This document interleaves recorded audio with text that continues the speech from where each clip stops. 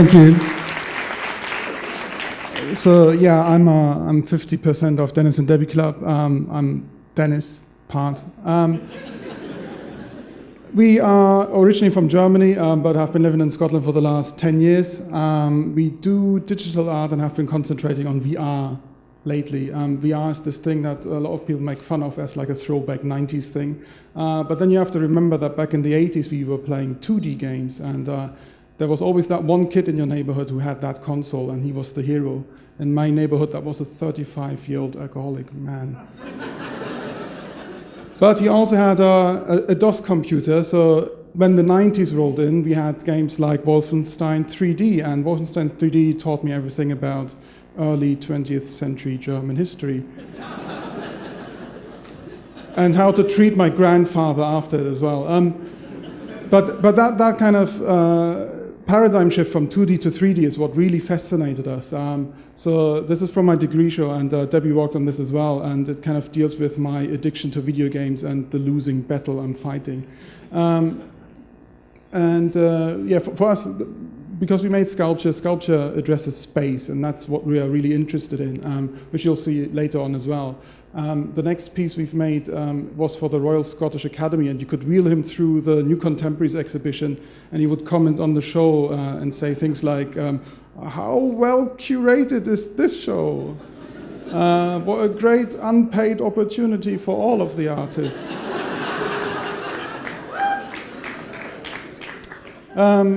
Which then led to a space in London for the Catlin Art Prize, which was basically just a hellhole of narcissism.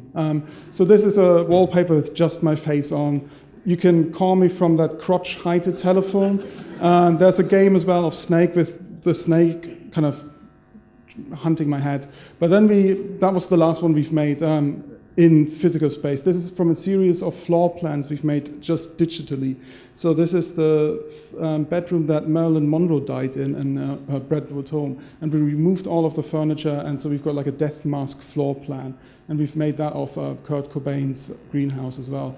And by that time, we were living in the UK for quite some time, and we were away from home, and home was not accessible to us anymore, so we felt quite alienated. We did not have those wonderful childhood home spaces anymore accessible to us. Like, that's not actually me, by the way. I did like Buffy, though, not South Park. Anyway, so we started making animations, and this is a still from our first CGI animation called the Life Drawing Class, and this is a recreation of Debbie's childhood home. So like I said, now that we felt quite alienated from these spaces, we now were able to draw them back to us. And the weird thing we realized was that not only do these flattened out memories of our childhood have a nostalgic value, but also spaces that didn't actually exist, like the first level of the 1994 game Doom, which we also recreated in the same space. It was the same thing, looking at our childhood home and looking at the first level of Doom, and we found that quite interesting. So we then continued on making other spaces. So this is the greenhouse that Kurt Cobain shot himself in. Over there are buildings from the Sunset Boulevard, and this is data from NASA's Mars rover, texturized and then animated as well. So we're quite fascinated by spaces that are entangled in fame and death, and now we can make them our own. Ooh, okay. So this is me showing my digital underwear to about 400 people. It was shown from the back of a van in Glasgow as well for transit arts. It's figurative art. It's all digital. It's animated. It's good. Next slide. We talked about our childhood, me and Debbie, and we realized that neither of us were invited to the funerals of our grandmothers. So we thought it's a fun idea to unearth them from the physical and rebury them in the digital. So this animation called Grandmother was just about that. We're not quite sure how our families reacted to it, but they haven't called yet. For us, alienation, we feel alienated. We don't feel good about things. So, but we thought, okay, so why is alienation a negative thing? Let's make it a positive thing, because we feel it all the time anyway. So we made a piece for the Science Festival this year, which was about a young woman who feels so alienated living in Glasgow. She gains the power to travel into deep space. Depression, deep space. It makes sense. Then we made something cheerful, slimy sea creatures stranded on a Mario Kart-esque track for Lethlate 2016. Piece was called The Education, something else, I forgot it. But we made severed head horses for it as well. Clean family fun, as you can see. But then we realized, okay, so we can make all these 3D models, we can animate them, we're quite confident with that. Let's make the jump to VR, to virtual reality. So for the next piece, for New Media Scotland's RW Fund, we made a piece called Neo Brutes. That animation, I think you can see in the foyer as well, is one part of it. The other part is a VR app in the traveling gallery.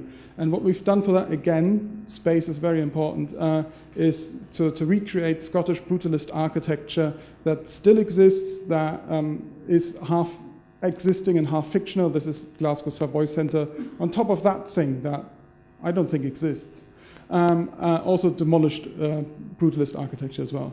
So for us it was kind of bringing back those spaces and occupying them ideologically for ourselves to make us feel less powerless in a world. And this is a screenshot from the VR space, and as you can see, some of the Neo Brutes are on the walls as well, like Prince, RuPaul, other people, other heroes. But have a look at it. I'm not sure where the traveling gallery is at. Do you know? No. Okay. Oh, Asta, that's great. We do a lot of things with VR now. We do VR things for other artists now as well, because we want to maximize diversity within VR. It needs to have as many voices as possible, because we want to see not only our creepy visions of VR, we want to see your visions of it as well. And I'm sorry, this is now really clammy.